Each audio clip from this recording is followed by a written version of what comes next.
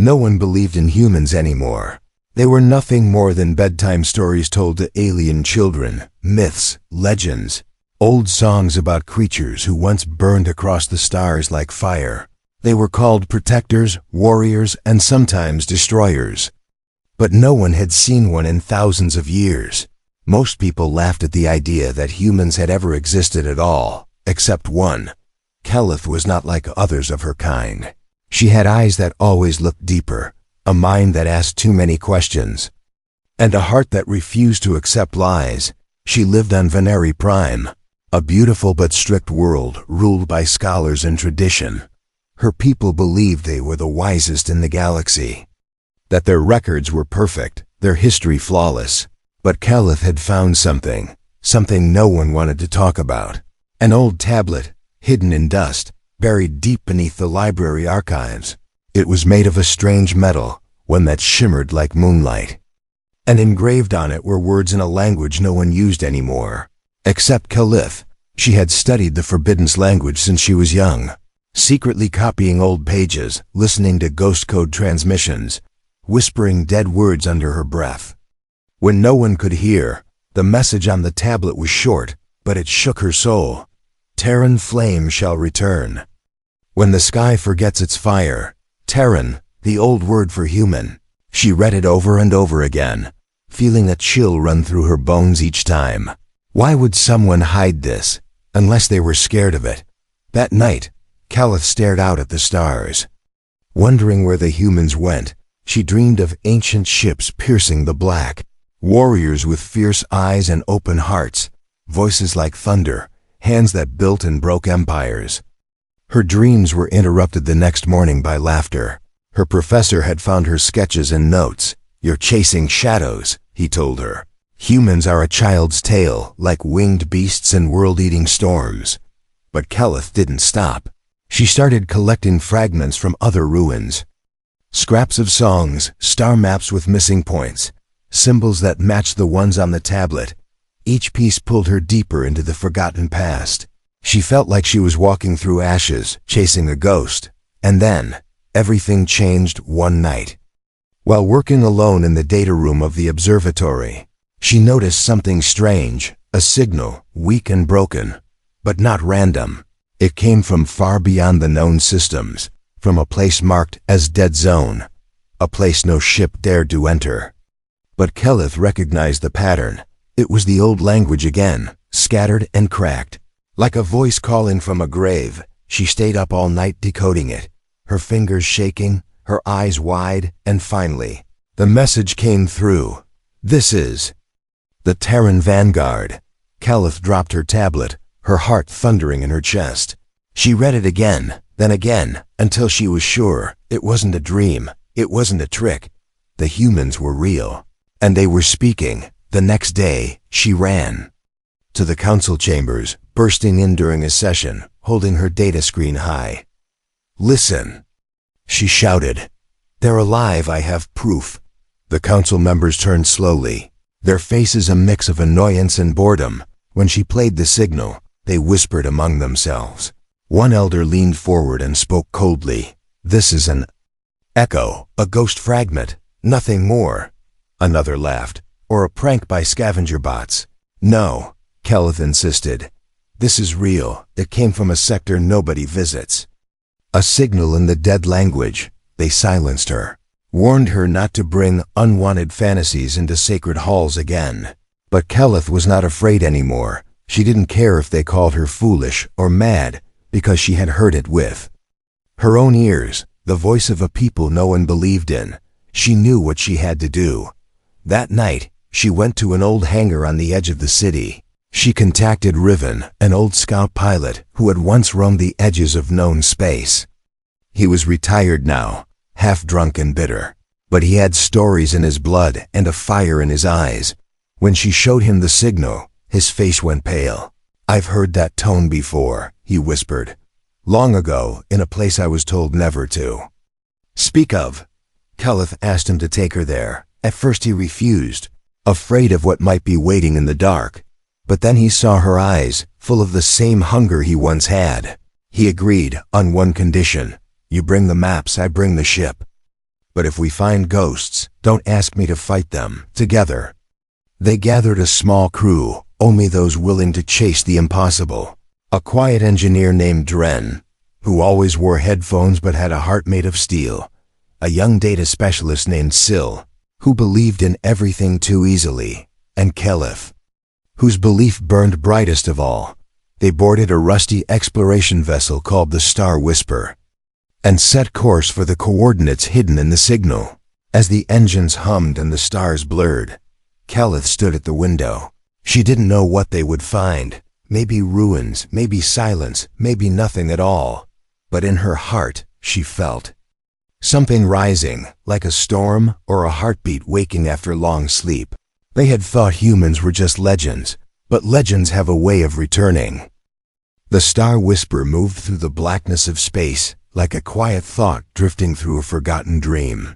Kelith stood near the front window, staring into the endless dark, her fingers gripping the edge of the console tighter than she realized. Behind her, the others worked silently, no one speaking much since they entered the dead zone.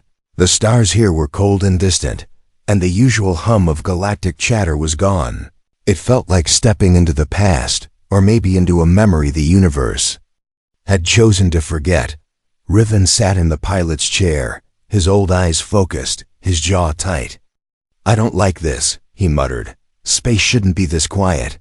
Dren tapped nervously on a panel, scanning for energy spikes, while Sil watched the radar with wide eyes, whispering calculations to herself.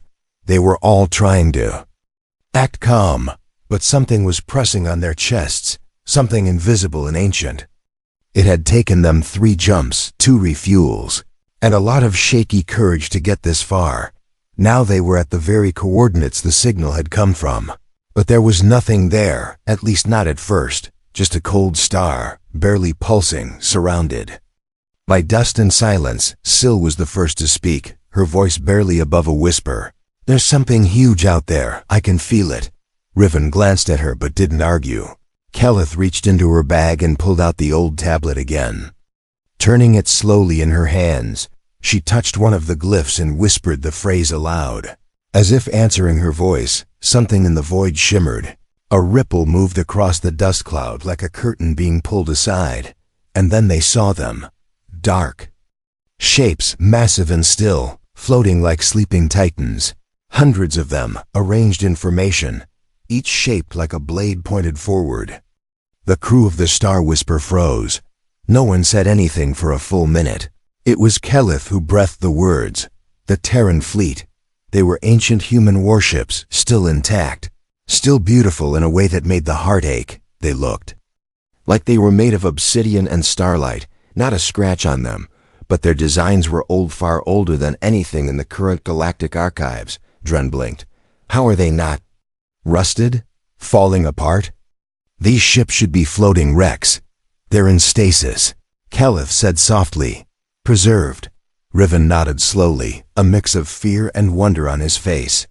This is his sleeping army. Sil's fingers danced across the console, scanning the closest ship. They're using old Terran shielding tech, but it's self-healing, adaptive, and way more advanced than anything we have now. Suddenly, the Star Whisper's systems flickered, and the lights dimmed. The crew looked around in panic as static filled the air. Kelith stepped forward, placing a hand on the front glass. "Don't move," she said, not sure why she felt that, but certain that they were being watched. And then it happened. One of the massive ships powered on, its hull lit up in glowing blue veins, its engines thrumming with power. The crew stared as the great warship turned slowly toward them. A low rumble vibrated through their ship, and a message came through, clear and cold. "Unknown vessel, state your intent." The voice was deep, human, calm but commanding. Kelith's heart stopped, then raced. She opened her mouth but couldn't speak, her throat too tight. Riven looked at her and barked, "Kelith, talk to them. You're the only one who can." She fumbled with the comm panel, switched to the old frequency, and tried to remember the exact words from the ancient language. She spoke slowly, carefully. "We come with knowledge, not war." We heard your voice. There was silence for a moment. Then the voice responded, slightly softer. Who speaks the old tongue? Keleth swallowed hard. I am Keleth of Veneri Prime. I've studied your history, your language, your myths. I believe you are the Terrans, the ones our people said never existed. Another pause then. We are the Terran Vanguard, the voice confirmed. You should not be here. Syl let out a shaky breath. They're real, she whispered. They're really real. Keleth didn't know whether to cry or laugh. She had been called crazy, mocked, even threatened with exile for her obsession. Now she was speaking to legends. The ship's voice returned. State your reason for contact. Keleth steadied her voice. The galaxy has forgotten you, erased you.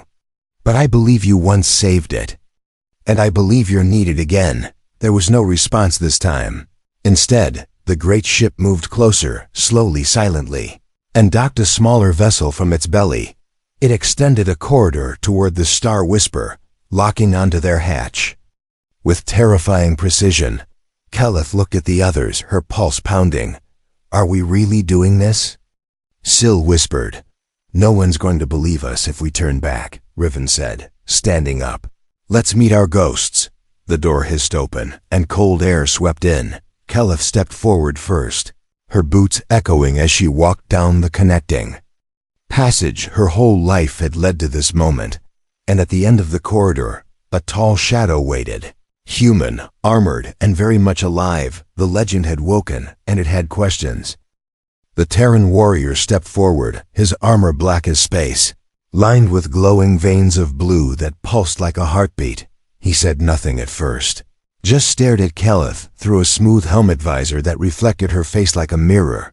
Then, the helmet hissed, and it retracted with a slow fold of metal, revealing the face beneath. He was human, unmistakably, not some ancient, shriveled survivor from a forgotten war, but strong, sharp-eyed, and calm, like someone who had never left the battlefield. His skin was pale from stasis, his eyes steel gray, and the scar across his cheek looked like it had a story all its own. Keleth felt her breath catch. This was no ghost, no dream or myth. This was a real human, standing 3 feet away from her. I am Admiral Royce, he said, voice steady but dry from long silence.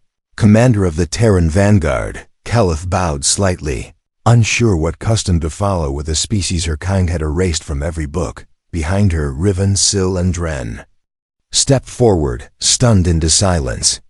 Royce's eyes moved over each of them with the same calm awareness as a man scanning a battlefield. You're not Council, he said. You came on a junk-class survey ship. Riven gave a weak grin. She begged us. Keleth cleared her throat. We came because of the signal. And the stories. Royce's expression hardened. Stories, he echoed. You mean the lies? He turned and gestured for them to follow. You'll want to see this before we speak further.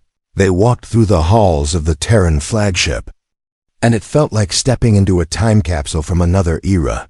Everything was clean, sleek, minimal, designed for war, but also for endurance. Every wall had emergency rations sealed into compartments. Every hallway lit with long-lasting bioluminescent strips. It smelled faintly of ozone, metal, and something sharp that Keleth couldn't name.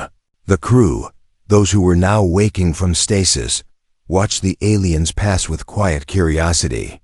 Some looked wary, others indifferent, but none surprised, as if they had always known the galaxy would come crawling back eventually. Royce led them into a chamber with a curved wall made of light, and when he tapped a control, the whole thing came to life. Images danced before them, memories, recordings, battles, betrayals. Keleth felt her knees weaken. The truth was nothing like the old archives. She saw the humans fighting side by side with alien species now long extinct, defending fragile worlds from invaders twice their size. She saw humans using their own ships to shield colonies from orbital bombardments, sacrificing fleets to protect others, and she saw the moment everything turned. The day the Council declared humans too powerful, the day allies became enemies, and those who once praised them turned their fleets against them. Kelith watched in horror as footage showed betrayal after betrayal, ambushes, sabotage, war crimes covered up by new governments, and then silence. The Terrans vanished, not because they were destroyed, but because they chose exile. They gave up everything, Kelith whispered, to keep the galaxy from falling into war. Royce nodded slowly. We buried ourselves to protect others, and hoped no one would ever wake us. Riven stepped forward, his voice hoarse. Why now? Why send a signal? We didn't, Royce replied, turning to face them. One of our deep systems malfunctioned. Triggered a distress ping when it shouldn't have, Kelith blinked. Then you weren't calling us? Royce gave a thin smile. No. But you came anyway. There was something cold in that smile, a warning not spoken aloud. Kelith lowered her voice. The galaxy has forgotten who you were. But it needs you again. Royce stared at her for a long moment, then walked to another panel and activated a holographic map. Hundreds of red zones lit up worlds in chaos, rebellion, and silent extinction. No, he said firmly. The galaxy doesn't need us. It needs to remember why we left. Syl, still trembling, asked, Are you going to war again? Royce didn't answer, but Kelith could see the truth in his eyes. They hadn't woken the Terrans. They had simply arrived too late to stop them from waking on their own. And now, something old and buried was stirring. Something the rest of the galaxy had no idea was coming. Royce looked out across the stars from the chamber window, his voice low but certain. We were legends once, he said. Now we are witnesses. Kelith stood beside him, heart pounding, because for the first time in her life, she didn't feel like she was studying history. She felt like she had become part of it. And the legends? They were just getting started, *ChatGPT said. The room smelled like frozen time. Kelith stood inside the Terran archive vault, surrounded by ghost machines and whispering walls that remembered things the galaxy chose to forget. The lights above her flickered with a soft, eerie pulse, as if the ship itself breathed slowly after sleeping too long. She wasn't supposed to be here alone, but Royce had granted her access without saying why. See for yourself, he had told her, voice cold but not unkind. If you want the truth, don't just hear it, feel it. So she did, one by one. The projectors lit up, and the stories began. There were no filters, no edits, no government narrators twisting words to fit a comfortable lie. Just raw, brutal truth. A flickering image showed a council chamber from millennia ago filled with representatives from across the stars. They praised humans then, called them the fire that guards the dark. Their fleets had saved over 100 alien worlds from annihilation in a single century. But as their strength grew, so did the fear. Another clip played this time. Not of humans saving, but of them being accused. A shaky voice echoed from an alien delegate. They interfere too much. Their compassion becomes control. Then the whispers turned into fear, fear into votes, and votes into fleets. The betrayal was slow at first, like rust eating through steel. The Terrans were framed in conflicts they never caused, blamed for rebellions they didn't support. One by one, their alliances broke. Not because they failed, but because they refused to become tyrants. Kelith watched a recording of a human captain weeping beside a dying alien child. Surrounded by wreckage that was once a hospital, that hospital had been bombed by a council. Striken humans were accused of the act moments later. Another clip showed a desperate Terran diplomat shouting in front of a tribunal. We bled for you. We died for your peace. And you dare call us warmongers? The room responded with silence, cold and final. Kelith turned away, hands shaking. It was too much, too real. This wasn't just erased history, it was murder of memory itself. Then the final archive activated, and the room grew cold. It showed the last Terran assembly, hidden in deep space. The last place not watched by council eyes. Admiral Royce, looking no different than he did now, stood before thousands of officers. His voice was clear, strong, but not angry. "We were never meant to rule the stars," he said, "only to hold them back from burning." Behind him, projections of entire species crying out for help filled the room. "We will not give the galaxy the monster it fears," he continued. "We will become myth. And in doing so, preserve hope." Calith blinked fast to keep from crying. They hadn't vanished in defeat. They had exiled themselves out of mercy. They chose silence so others could speak. But the galaxy didn't remember it that way on Venari Prime. Humans were called beasts, genetic experiments gone wrong, wiped out for the good of all. Even Calith had been taught that, as a child. Now, every word of that lesson made her sick. She heard the soft hum of footsteps behind her and turned. Royce stood there, arms folded, eyes unreadable. "I told you," he said simply. "Truth doesn't need to shout to destroy lies." Calith took a deep breath. "Why didn't you ever come back?" "We watched," he said. "We waited in silence, hoping you'd grow without needing us." "And now?" she asked, her voice barely above a whisper. His jaw tightened. "Now you're burning again." She stepped closer. "You could lead again. Not with war, but with truth." "We're not saviors," he replied. "We're consequences." His words hung in the air like a final judgment. She wanted to argue, to beg, but she saw something behind his eyes, pain too old to name, and patience sharpened by grief. He wasn't threatening the galaxy. He was warning it, outside the vault. Alarms echoed in the distance, dull and far away at first, then louder, sharper. Royce's hand went to his comlink instantly. A voice came through. Unidentified vessels entering range, council markings, requesting scan and permission to board. Calith's eyes widened. "They followed me." Royce didn't respond right away. He stared out the nearest viewport, where the darkness of space began to shimmer with arriving ships. Dozens of them, armored and gleaming, like vipers closing in on a wounded lion. "Looks like your people want the legends to stay buried," he muttered. Calith stood beside him, heart racing. "They don't know what they're waking up." Royce pressed a single command key, and the Terran ship began to shift. Lights flickered across its spine, weapon systems unlocking with slow, terrifying grace, one by one. Other ships in the sleeping fleet began to stir, engines humming, shields activating, hulls lighting up with old symbols that hadn't been seen in ages. The Terran vanguard was no longer asleep. Calith stared at the sight, part of her terrified, part of her amazed. The myths were waking, and this time, they remembered everything. The first warning wasn't a sound. It was a feeling, like the air around the Terran fleet grew heavier, denser, charged with invisible static. Calith stood at the edge of the observation deck, her eyes locked on the growing formation of Council. Ships just beyond the debris field. Dozens of sleek, silver vessels emerged from hyperspace in silence, moving with mechanical precision and zero hesitation. They didn't send a greeting, didn't request a parley, didn't even flash navigation lights. They came with shields up, weapons primed, and escorts flanking their command cruiser like hounds ready to bite.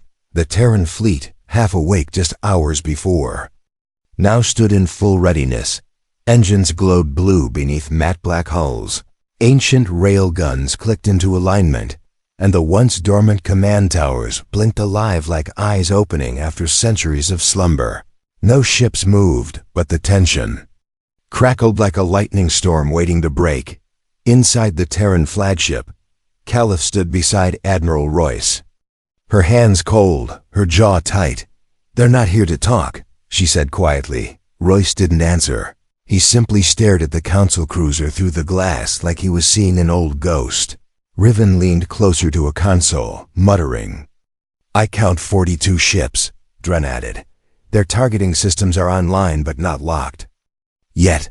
Syl's voice trembled as she whispered, "If they fire, they'll regret it." But it was Calith who understood what the Council feared most. Not the guns, not the fleet, not even the power. They feared the truth getting out, feared the people listening, because across the galaxy, millions had already received her earlier transmission, Calith's broadcast of the Terran history. The truth was out there now, and the council couldn't contain it. Unless they erased the source completely. A voice came through open channel, cold and mechanical. This is Admiral Thelen of the Galactic Council. Unidentified vessels are violating quarantine protocols. Power down and submit for inspection.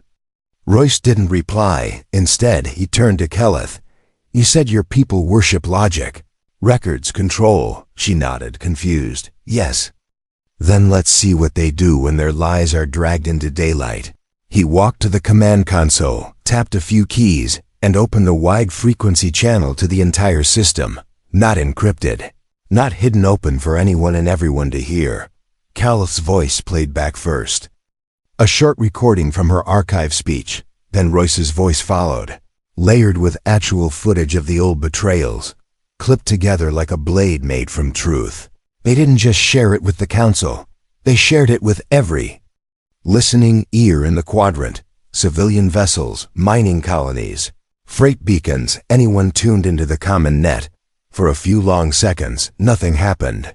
Then Admiral Thelen's voice returned, louder, strained. You are violating galactic order and stability. Cease your transmission at once. Keleth stepped forward, fury rising. Order built on lies isn't order, she said, her voice sharp. It's a prison. Thelen didn't respond, but on the screen, the council fleet began to move, not toward diplomacy, not toward retreat, toward firing range. Royce issued a single word. Hold. Every Terran gun stayed silent. Every missile locked in place. He wasn't here to fire first. But he wasn't going to let history repeat itself either. Inside the council's lead ship, chaos was unfolding. Keleth could imagine it, officers panicking, data feeds exploding. With conflicting orders from across member worlds, the public was reacting to the truth, not with outrage at the Terrans, but with shame at the council's deception. Protests had begun on several worlds, as news channels scrambled to verify the information. The council's foundation was cracking in real time, and Keleth had lit the first spark. Then, a sudden burst of energy blinked from one of the smaller council frigates. An unauthorized missile launch, racing toward the Terran fleet. Everyone in the room stiffened. Royce's eyes narrowed, but his tone remained calm. Countermeasures. He ordered. In a flash, a Terran interceptor drone launched. Streaking toward the missile like a spear, it collided mid-space, detonating. Both with a shockwave that echoed through the hull. The council frigate that fired the shot was immediately silenced by its own command ship, disabled from within. Its engines shut down. Even they knew better than to provoke a war they couldn't win. Royce turned to Keleth. This isn't about winning a battle, he said. It's about ending the game. A few minutes later, another council voice crackled over the channel, different from Thelen, quieter, younger, shaken. This is Minister Elra of Avon Prime. On behalf of my people, we acknowledge the truth. The entire control room fell silent. Even Royce raised an eyebrow. Then more voices followed. Small governments, free sectors, outer colonies, even former council loyalists. One by one, they confirmed the broadcasts' validity and renounced the council's version of history. Ships began breaking formation, pulling away from the fleet. Some powered down entirely, surrendering without a single shot fired. Others simply turned and jumped to light speed, unwilling to fight for a dying lie. Only a few remained, circling like vultures who hadn't yet realized the body they waited for had gotten up and walked away. Keleth looked out at the stars as silence settled once more. But it wasn't the silence of fear this time. It was the silence after truth. The kind that made people stop, think, and breathe again. She glanced at Royce, who nodded once, then turned away. The Terran fleet hadn't fired a single round, and yet they had broken the spine of an empire built on centuries of falsehood. Not with violence, but with memory, and memory, it turned out, was the sharpest weapon of all. The galaxy didn't sleep that night. Across thousands of systems, the stars flickered with unrest as truths long buried echoed through the void. Keleth's voice played on rebel channels, encrypted frequencies, back alley holoscreens, and even Children's storycasts. The words weren't just history anymore. They were fire. And that fire spread. Worlds that once worshipped the Council's perfection now tore down its banners. Museums locked for centuries reopened their vaults, uncovering human artifacts once declared forbidden. A statue of a Terran soldier holding a wounded alien child was lifted from a seafloor on Caltras Vay. A secret diary from a dying diplomat was broadcast on OpenNet from the asteroid city of Vorn. The truth had weight, and now it was crushing everything that tried to stand against it. But some in the Council weren't ready to fall, and for those who couldn't win with silence, they chose violence on the edge of the system. A gunship disguised as a supply craft drifted slowly toward Keleth's personal shuttle. Its hull was darkened, scrubbed of identification codes, masked in heat-silent armor. The assassin aboard wasn't sent by vote or law, but by fear. A last-ditch attempt to silence the voice that had woken the Terrans. Inside the shuttle, Keleth was alone, reviewing messages from dozens of alien leaders begging for talks. They wanted meetings, protection, guidance, anything the Terrans could offer now that their shadow stretched over the stars once more. But Keleth didn't feel powerful, or heroic, or brave. She felt exposed. Like a tiny light surrounded by endless dark, the alarm didn't. Screen that purred, soft and precise, designed to give her 3 seconds before impact. A blast tore through the back hull, sending pressure alarms into chaos. Keleth was thrown across the cabin, her shoulders slamming into the wall. Air hissing through torn metal. Through blurred vision, she saw the attacker step through the breach tall, cloaked in armor, face hidden behind a mask that glowed blood red. No words, no warning. He raised a pulse blade and charged. Keleth rolled aside, narrowly dodging the strike that sliced through her console like paper. She grabbed the only thing nearby, a flare rod, and swung it blindly. It did nothing. The assassin knocked it from her hands and pinned her down, blade inches from her throat. Then, a voice thundered through the breach. "Step away from her." The assassin froze just long enough to look up, and then he flew backward. Torn from the shuttle by an unseen force, Royce stepped in, flanked by 2 Terran soldiers in tactical exo-armor. One of them extended a gravity pulse, slamming it shut to seal the breach. Keleth lay gasping on the floor, eyes wide, limbs trembling. Royce knelt beside her and checked her vitals with practiced calm. "Easy," he said. "You're safe now." She shook her head. "They tried to kill me." "They're desperate," he replied. "Desperation makes enemies sloppy." A med drone hovered over her shoulder, scanning the bruises and injecting a stabilizer. But it wasn't the pain that shook her. It was the realization. The Council would rather send murderers than face the truth. And she was now their primary target. Later, on the Terran flagship, the crew gathered in silence around a central war table. Royce laid out the facts, simple and clear. "The Council isn't going down quietly," he said. "They've already moved to shut down every system sharing the truth." Sill added, "They've declared martial law on at least 6 inner-core worlds." Riven, arms crossed, growled, "And we're just supposed to watch that happen?" "No," Royce said, "but we won't become what they claimed we were."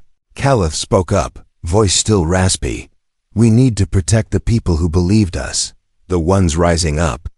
They can't stand alone." Royce looked at her, something softer behind his stern gaze. "We're not here to conquer," he said. "We're here to restore." He tapped a few commands into the table, and a star map bloomed into view. Red sectors blinking one by one. "Targeted strikes," he said. "Not to destroy, just to disable their silence." They would intercept come blackouts, protect transports full of fleeing whistleblowers, escort rebel leaders safely through disputed zones. They would be everywhere, all at once, like a storm the Council couldn't predict. Operation Echofire began the next morning. Terran ships broke formation and vanished into jump tunnels, splitting across the galaxy like fragments of a sleeping god rising. But not with the goal of revenge. They weren't there to punish. They were there to be seen, to remind every watching world that truth walks with a shadow, and its name is human. The sky above Vizetra's moons turned red for the first time in centuries, not from blood, not from fire, but from Terran ships breaking through the upper atmosphere like falling stars made of iron. People across the galaxy stopped what they were doing. Miners froze mid-drill. Children dropped food trays in school halls. Station workers forgot to breathe as live feeds filled the airwaves. The Terran fleet wasn't hiding anymore. They weren't whispers or blurry rumors on deep net channels. They were here, wide awake, armor gleaming, guns silent, but ready. And the message was clear. The humans have returned. Admiral Royce stood at the center of the command deck, a quiet storm wrapped in muscle, mind, and memory. He didn't give orders to fire. He gave orders to appear, to be seen, to stand above the worlds that once buried them and show restraint stronger than vengeance. But restraint wasn't easy. Not when the first message that came through was a recording council command issuing a bounty on Calith's head. Not metaphorical, not political, a literal death price. Her existence is a danger to unity, the voice declared coldly. Remove it. Royce's knuckles whitened around the edge of the command table. He didn't slam a fist, didn't bark. An order, he whispered a single line. Bring the ship to them. The flagship shifted course instantly, heading toward the nearest council base, still transmitting that bounty.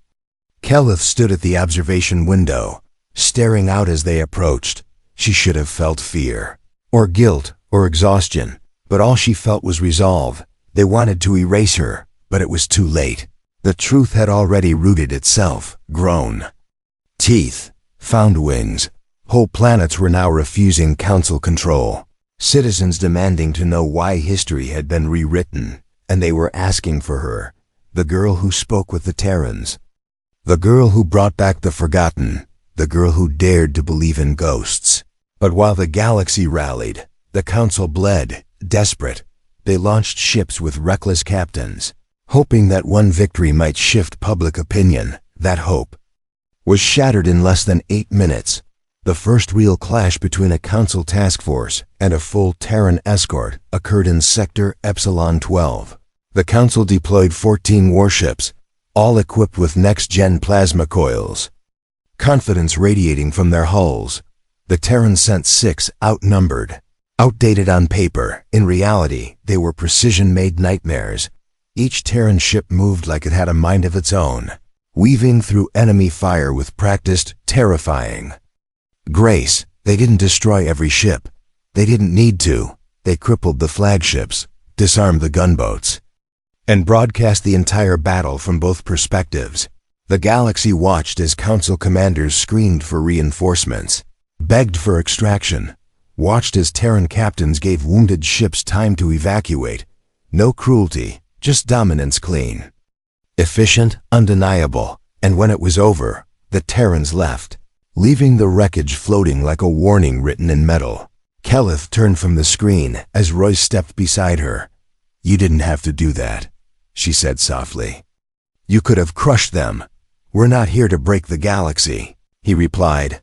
Only its lies. She nodded slowly, understanding him more with each passing hour. The council thought the humans would come back as monsters, but they came back as judges, not to punish, to remind.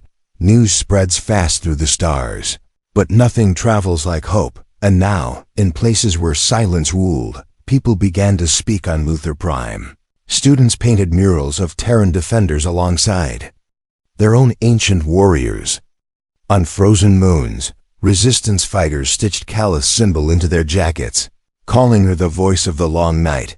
And on council-controlled systems, small riots began, sparks at first, but building, always building, inside the council chambers. Panic replaced pride. Dozens of member worlds began requesting revisions to historical records, demanding open inquiry, transparency. Some even proposed stepping down from their positions. But the core leaders, the old guard, refused to bend. They issued one final order, an ultimatum: surrender or be erased. They weren't speaking to just the Terrans now. They were speaking to every world that dared believe them. Royce stood before his fleet as the transmission echoed. He didn't yell, didn't curse. He looked at Caliph and said, "Then we'll give them our answer." Terran ships moved again. But this time, they weren't alone. Hundreds of ships, cargo freighters, civilian vessels, pirate crafts now flying rebel flags joined them. A new alliance, messy, chaotic, alive, and as the stars shifted position and the final battle lines were drawn, Caliph whispered to herself, "They thought we were ghosts." She looked out at the growing fleet behind them. But we were seeds, and now everything was beginning to bloom. It didn't start with thunder, it started with silence, the kind that only comes just before history changes its direction. Caliph stood on the command deck, eyes locked on the stars beyond the viewport, but she wasn't seeing them. She was seeing everything that had come before her first glimpse of the hidden tablet. The laughter of her professors, the ancient signal, the first Terran face she'd ever seen. Now those same stars held fleets, banners, and trembling silence across hundreds of systems. The Council had drawn a line, and Royce had refused to step back, but neither had fired first. It wasn't a battle of missiles anymore. It was a battle of memory, will, and who the galaxy chose to believe. And then something happened no one expected. A Council war cruiser, one of the largest and most feared vessels in the sector, powered down. Its lights dimmed, weapons retracted, engines cooled. It opened a transmission channel, not to fire, not to threaten, but to apologize. On live broadcast, its commander, an elder named Salvan Mar, removed her official crest and dropped it on the floor. Her voice trembled as she spoke. "We were wrong." Caliph covered her mouth with one hand as more followed. 2 more ships powered down, then 6, then an entire squadron. Council worlds began declaring neutrality. Others issued public declarations recognizing Terran sovereignty. What started as a war now threatened to become a revolution, and yet, not a single Terran weapon had fired into a planetary atmosphere. Royce paced quietly behind the command table, watching the events unfold with eyes that had seen too many betrayals. "They're not surrendering," he said, more to himself than anyone else. "They're remembering." But the core of the Council, the last knot of pride and fear, refused to fall. They activated a final directive, Operation Eclipse, a plan buried beneath decades of peace and diplomacy, hidden even from most of their own allies. A fleet of unmanned dreadnoughts, each loaded with planet-cracking weaponry, programmed to strike major population centers across neutral systems. Not just Terran sympathizers, anyone watching. They want to turn the stars to ash rather than admit they lost. Riven growled as the data streamed in. Dren's fingers flew over the console. "They launched from a stealth facility near the galactic south rim. I've got 15 dreadnoughts on trajectory." Royce's voice dropped into steel. "Can we intercept?" Syl answered, "Not all of them. Not in time, not unless we split the fleet." "Then split it," Caliph said suddenly, stepping forward. "I'll take a Terran escort and head to the Elian Verge if even one of those ships hits. This moment dies." Royce stared at her, surprised, then nodded. Within minutes, the Terran fleet scattered like shards of light, each wing heading for a different threat. Caliph's ship jumped first, bursting into hyperspace with a roar that echoed like a promise. She sat in the co-pilot chair as the stars blurred, sweat beading on her palms. This wasn't about legend anymore. This was choice, whether the galaxy would choose to believe in cruelty and control, or in memory and truth. The dreadnought loomed ahead, cold and massive, its systems unmanned but deadly. A Terran strike team deployed with precision, breaking into the ship's core like surgeons, and at the last possible second, they cut the override code and stopped the countdown. One by one, across the stars, the other dreadnoughts fell silent too. The crisis passed not with fire, but with action. And then, the message came from Royce, not through private comms, not through encrypted military lines, but through every frequency in the galaxy. His face appeared on billions of screens, in thousands of languages. "We are not here to conquer," he said. "We are here because the truth belongs to everyone." He stepped aside, and Caliph's voice followed. Not as a warrior, not as a politician, But as someone who had dared to ask a question when no one else would, the council fractured in real time. Its remaining leaders arrested, its records unlocked by whistleblowers from within. And just like that, the war ended not with victory, but with clarity. Keleth returned to Veneri Prime weeks later, but it wasn't the same planet. Streets were renamed, books rewritten. Children now taught not to laugh at legends, but to study them. A statue of her was erected in the capital, not holding a weapon, but a book. She hated it, but smiled anyway. Royce, meanwhile, stood alone aboard the flagship, orbiting no particular world, watching stars rise and fade. When asked if the Terrans would stay, he simply answered, "We go where memory is needed." And then they disappeared again, but this time, they didn't vanish. They became part of every oath spoken in freedom, every history retaught honestly, every child who whispered, "I want to be like her." The humans were no longer legends, they were legacy, and no one would forget them again.